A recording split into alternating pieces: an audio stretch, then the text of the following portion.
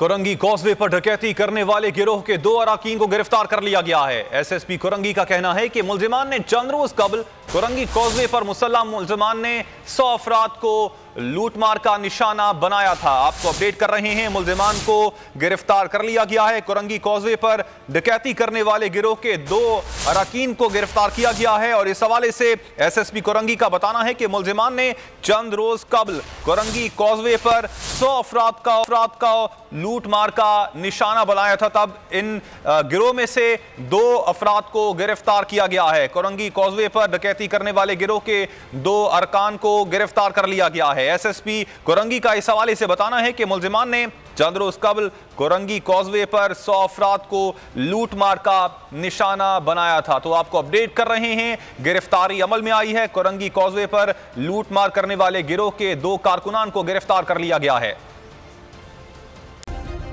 Subscribe करें और bell दबाएं ताकि कोई खबर रह न जाए।